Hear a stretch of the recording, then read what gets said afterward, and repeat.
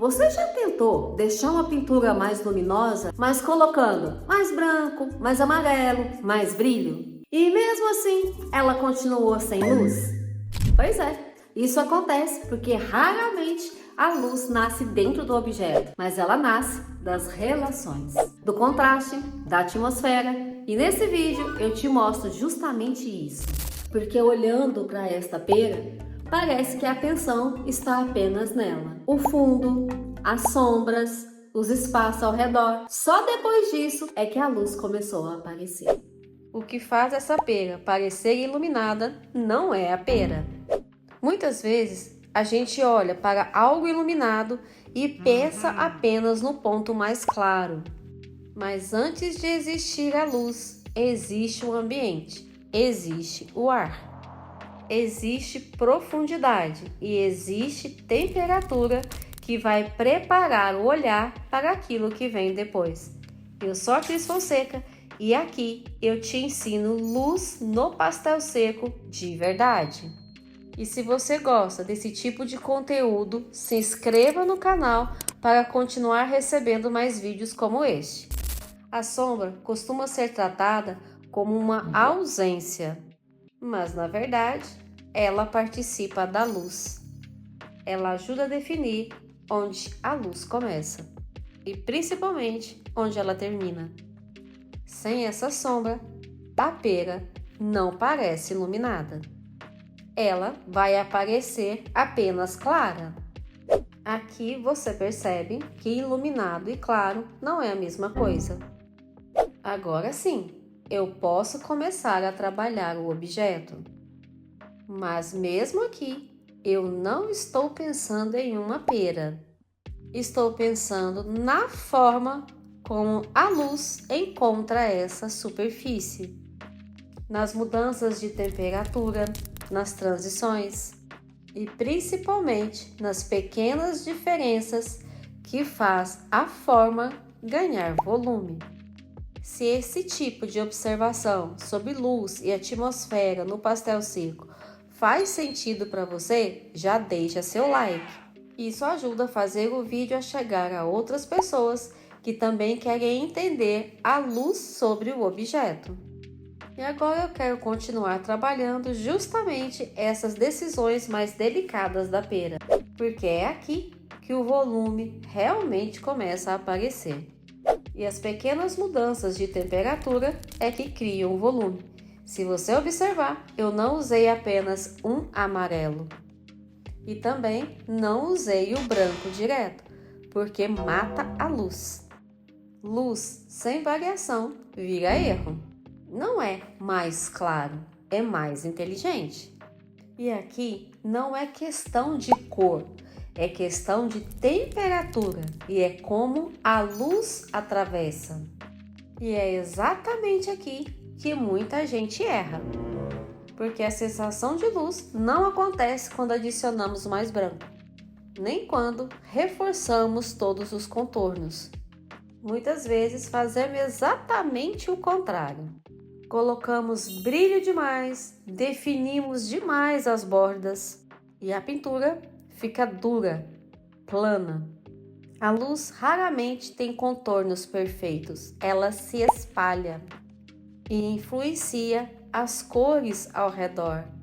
Suaviza algumas transições, enquanto revela outras. Comenta aqui, eu quero saber, você já conseguiu fazer a luz atravessar assim? E comenta a luz se você quer treinar isso mais. E salva esse vídeo para você testar na próxima pintura. E é por isso que aqui eu não estou pensando em deixar essa pera mais clara. Eu estou pensando em como a luz está passando por ela. E como ela toca numa borda e desaparece na outra. E como ela modifica as temperaturas e cria pequenas diferenças que dão volume à forma.